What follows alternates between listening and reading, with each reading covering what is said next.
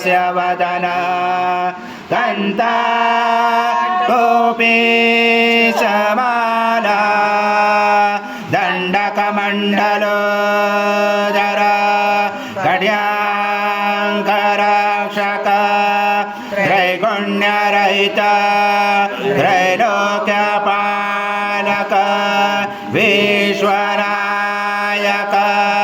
भक्तवत्सल कलियुगे श्री स्वामी समर्थ अवतार धारक पाइवां ब्रह्मानन्दं सुखदं केवलं ज्ञानमूर्ति द्वन्द्वातीतं गगनसदृशं तत्त्वमस्यादिलक्ष्यम् एकं नित्यं विमलमचलं सर्वदी साक्षिभूतं भावातीतं त्रिगुणरहितं सद्गुरुं तं नमामि गुरुर्ब्रह्मा गुरुर्विष्णु गुरुर्देवो महेश्वरः गुरुर्साक्षात् परब्रह्म तस्मै श्री गुरवे नमः। हरि ओम। सद्गुरु स्वामी समर्थ महाराज देवताभ्यो नमः। आवाहनाते तुलसी पत्रं समर्पयामि।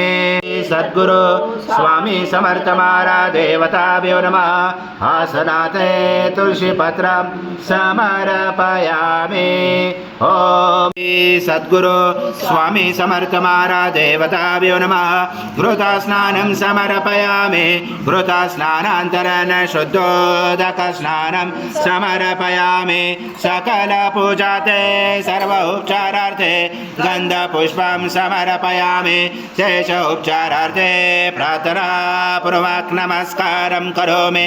ओम तं विष्णु सं रुद्र सं इंद्र सं अग्नि सं वायु सं सूर्य सं चंद्रमा सं ब्रह्म भुवनेश्वरं गणादि पूर्वमुच्चारवणादि तदनन्तरम् अनुस्वार परतरार्दिलुषितं तारेण रुचितं एतत्त्वमनुस्वरूपं गकार पूर्वरूपं अकारो मध्यमरूपं अनुस्वार शान्तरूपं बिन्दुरुदरूपं नादसन्धानं सहित सन्धि सैषा गणेश विद्या गणकरुषेण चोद्गायत्री छन्द गणपति दैवता।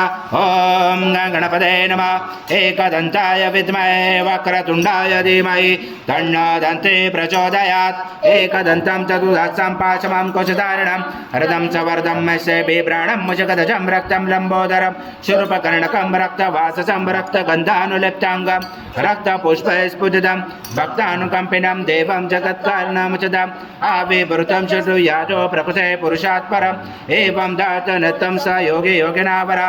नमो व्रात्पदे नमो गणपते नमो ब्रह्मत्पदे नमस्य स्थूलम्बोदराय एकदन्ताय विघ्नाशिने शिवसूताय श्रीवरदमूर्ते नमो नमः। विद्महे परमहंसाय धीमहि तन्नो स्वामी प्रचोदयात्। श्री सद्गुरु स्वामी समर्थ महाराज देवताभ्यो नमः। मंत्र पुष्पांजलि समर्पयामि।